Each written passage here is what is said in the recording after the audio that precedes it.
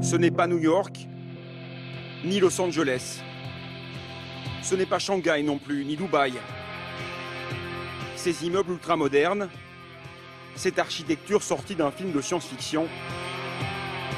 Vous êtes bien à Singapour, l'État confetti coincé entre la Malaisie et l'Indonésie. En 50 ans, il a su devenir un des États les plus développés et les plus prospères du monde. Un immeuble représente à lui seul l'évolution du pays.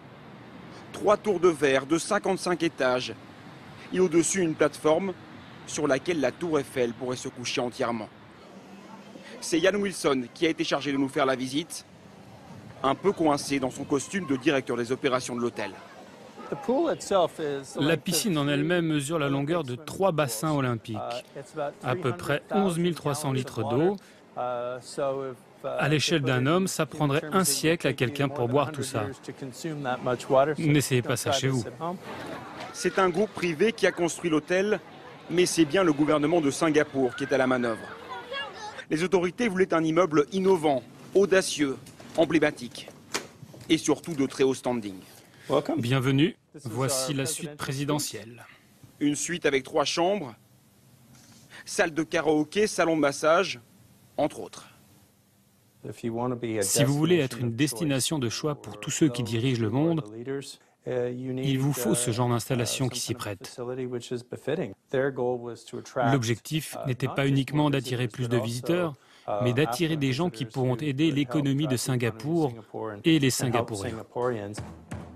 Une politique ultra-élitiste qui a fait de Singapour la 4e place financière de la planète. Son port se classe 2e au monde en termes de volume. La cité-État a jailli de terre en quelques décennies. À cause de la très petite taille de son territoire, Singapour a été obligé de gagner des milliers de mètres carrés sur la mer et tous les projets architecturaux que vous voyez autour de moi ont été construits sur une terre artificielle. En contrepartie, Singapour s'est aussi engagé à construire des parcs, 10% de son territoire.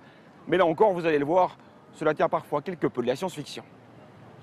Et dans le rôle du magicien, il y a Nbonji, l'homme qui fait pousser des arbres en acier.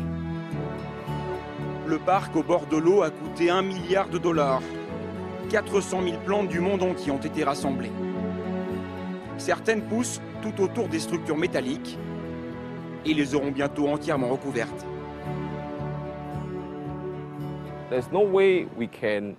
Il n'y avait aucun moyen de faire pousser des arbres géants comme ça naturellement, même en 50 ans. Donc, nous avons choisi de construire ces structures. Ça n'a jamais été fait avant, nulle part au monde. En 3 ans, ces arbres sont devenus un emblème. Au sommet, des panneaux solaires fournissent l'électricité pour tout le parc. Singapour veut inventer la ville du futur, sans complexe. Nous devons toujours être en avance sur le reste du monde, sinon les autres villes nous rattrapent. Regardez Pékin, Shanghai et même l'Inde. Le reste du monde nous copie et regarde ce que l'on fait. Nous devons toujours être en avance. Le soir, le parc se transforme en jardin enchanté. Ces investissements ont permis à Singapour d'attirer toujours plus de touristes, 15 millions par an.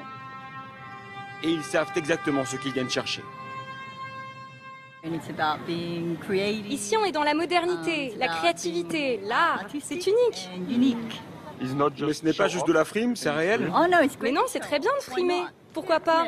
Nous le faisons tous. Mais en faisant le choix du futur, Singapour a aussi tourné le dos à son passé. Fini les constructions traditionnelles, même le quartier de Chinatown est devenu une attraction touristique, aseptisée. Pour son demi-siècle, la cité-État continue sa marche en avant à grande vitesse, sans jamais regarder en arrière.